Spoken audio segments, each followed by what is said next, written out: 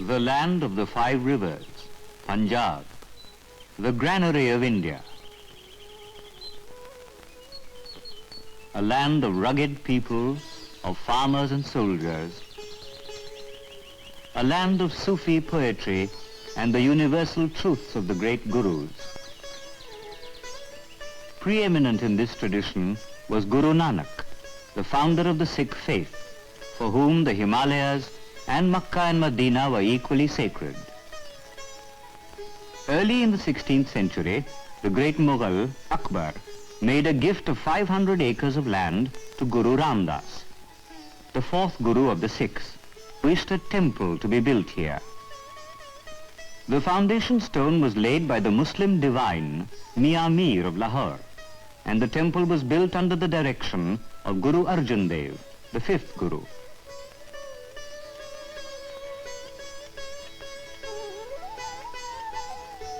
"200 years later, the greatest of the Sikh rulers, Maharaja Ranjit Singh, then at the height of his power, gave the temple at Amritsar its covering of gold.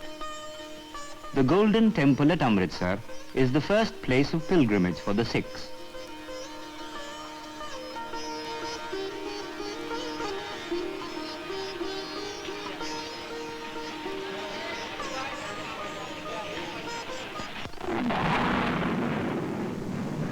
During the First World War, many a family in Amritsar lost young men in Flanders, in Mesopotamia, and in different parts of Europe.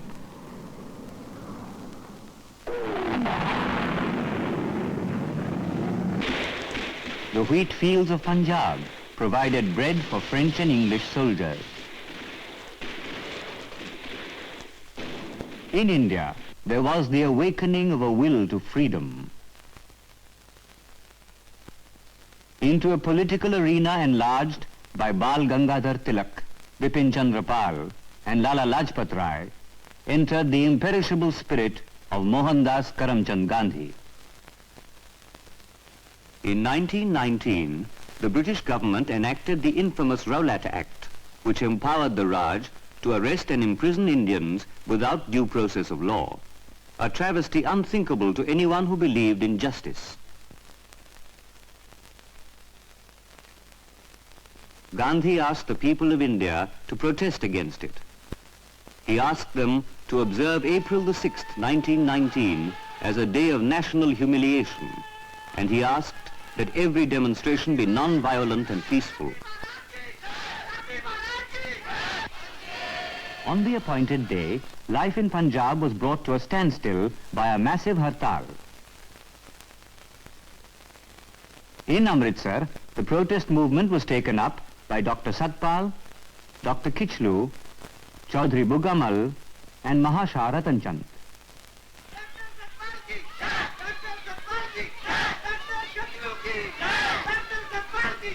Dr. Satpal and Dr. Saifuddin Kichlu were prohibited from addressing a meeting attended by over 50,000 people. The meeting was addressed by Badrul Islam. On April the 9th, Hindus, Muslims and Sikhs jointly celebrated Ram Navami and took out a huge procession. Hindus and Muslims drank from the same cup at joint drinking booths. This awakening of national consciousness alarmed the British government. Dr. Satpal and Dr. Kichlu were deported from the city. The people of Amritsar, in their anxiety for their leaders, moved in procession towards the Deputy Commissioner's residence to ask for their release.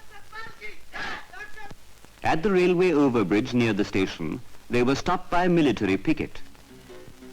The people pleaded that they only wanted to speak to the Deputy Commissioner. Without provocation, the military suddenly opened fire, killing and wounding many people. Soon the crowd lost control and went on a rampage. The General Post Office was set on fire.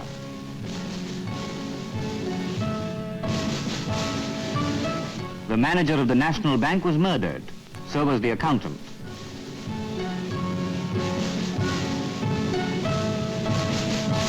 The town hall and the Queen's statue were attacked.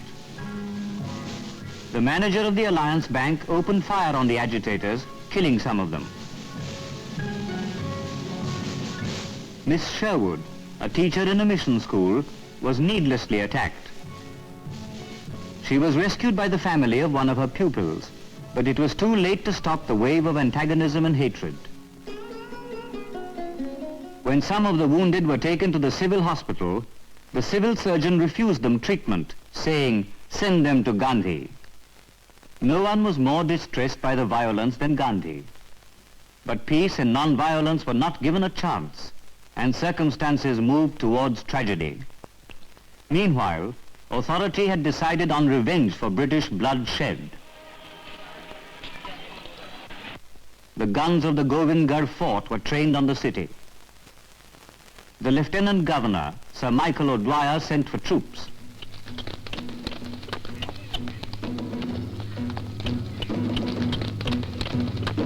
They were under the command of General Dyer. Amritsar was handed over to the army. All public meetings were banned. Anyone breaking the curfew was to be shot on sight.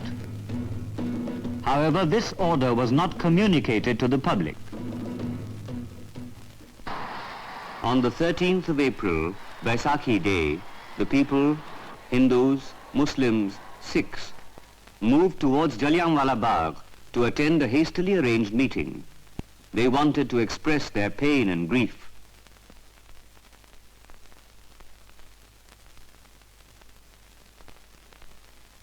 General Dyer anticipated the protest meeting and moved in his troops.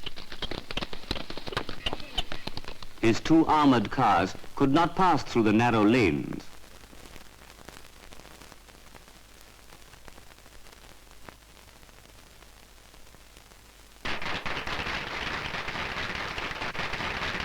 The meeting was peaceful, but without warning, General Dyer ordered the troops to open fire.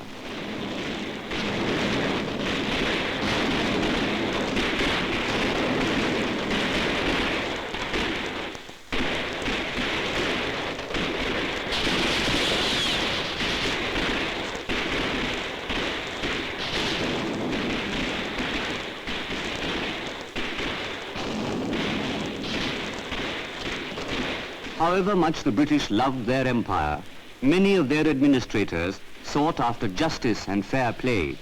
But General Dyer blackened the history of British justice for all time. 1,650 rounds were fired. According to British estimates, 379 people, including children, were killed, and more than 1,200 wounded. Jallianwala Bagh, a modest courtyard in a simple city, is important because it symbolizes the conflict between sanity and reason on the one hand and violence and inevitable disaster on the other. It was here that Christ was crucified. It was here that Gandhi was assassinated, and Kennedy and Martin Luther King.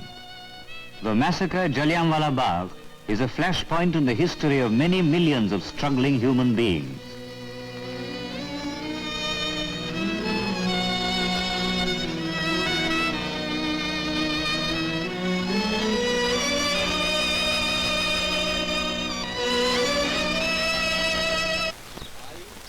This is Sardar Deva Singh, an eyewitness. Of Gurji went to the Bagh to attend the meeting. When the troops arrived, we were about 100 yards away. The troops began shooting ruthlessly and indiscriminately. I and Hazura Singh ran towards the Bagh, but Sardar Hazura Singh was shot in the belly. He died there and then. At that time, the bullet passed through my right shoulder here. I fell headlong in the street.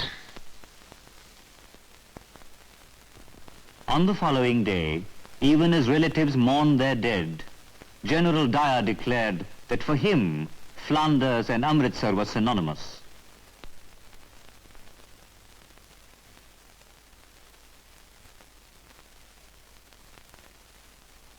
People were publicly flogged in the streets.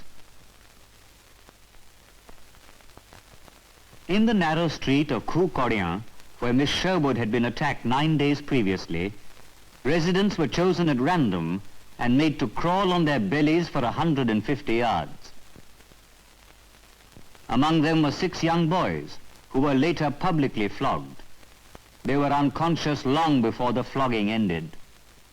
Similar measures were employed in Lahore. In the town of Kasur, an open cage for human beings was constructed in India for the first time, the first concentration camp. There was no want of gallows.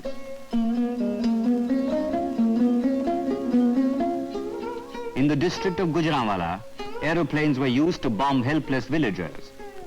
Among them were students playing a game of hockey. In the House of Commons, Mr. Asquith spoke of the brutality as being the worst outrage in the whole of our history.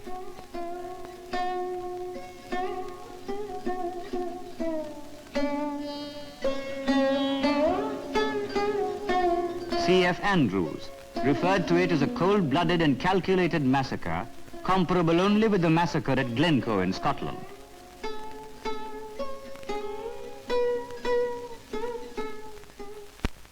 Sir Rabindranath Tagore renounced his knighthood.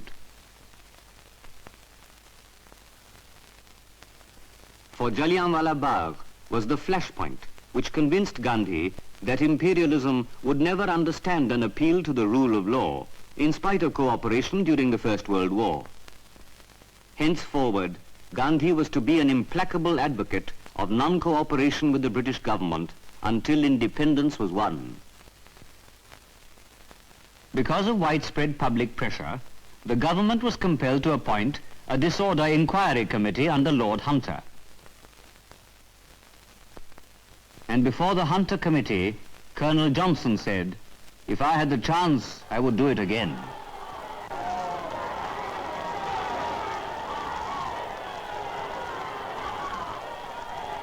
The Congress boycotted the committee and appointed one of its own.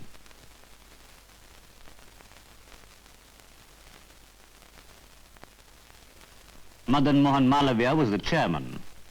The other members were Motilal Nehru, Gandhi, C.R. Das, Abbas Tayyabji and M.R. Jaikar. Maulana Muhammad Ali said, "General Dyer fired not only on these people, but fired into our hearts."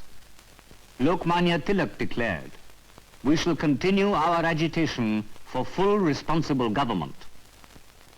In the words of Gandhi, "No country has ever risen without being purified through the fire of suffering. Life comes out of death.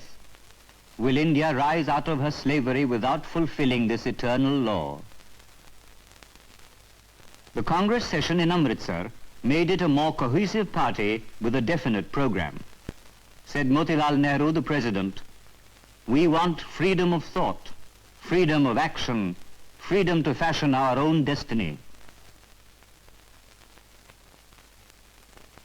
It was the tragedy of Jallianwala Bagh, the flashpoint, which intensified the freedom movement. The 1920 Calcutta Congress passed a resolution on non-cooperation and boycott of all foreign goods, a movement which shook the imperial edifice.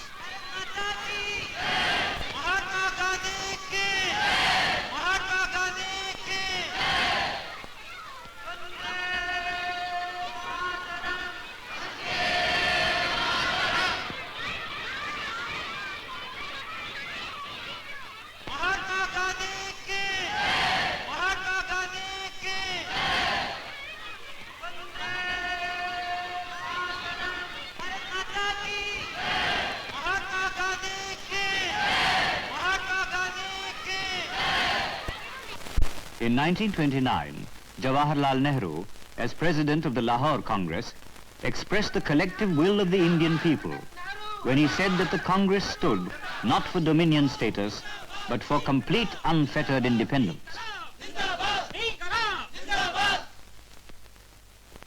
A young boy, Udham Singh, had seen the massacre at Jallianwala Bagh.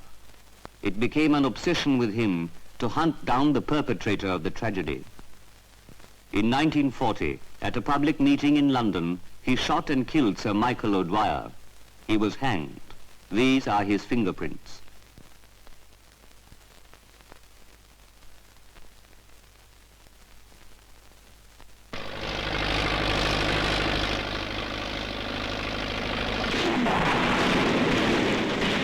Another Jallianwala Bagh was soon to shake the world. Fascism was about to usher in a time of unprecedented, calculated barbarism. When the people of India were asked to fight for the Allied cause, the Congress stipulated freedom as the price. When this proposal was turned down in 1942, the Congress launched the Quit India movement. Every leader of any importance was put behind bars, but the people carried on the struggle. The spirit of Jallianwala Bagh was revived. Over 1,000 persons were killed, and more than 100,000 went to jail.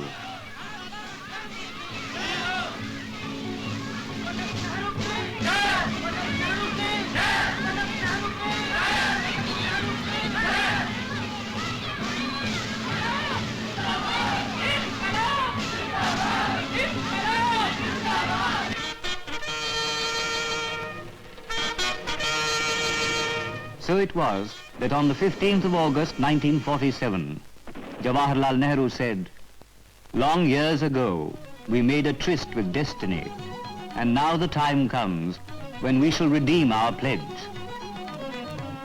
The pledge was given and redeemed at Jallianwala Bagh. They had not died in vain, those unnamed martyrs. India was free at last. It is strange that the massacre of Jallianwala Bagh is celebrated with joy. This generation does not weep. It is proud of the courage of those who have gone before us. Today, when we witness the celebration of the freedom of India, we remember those who died, sons, daughters and families, in the cause of that freedom.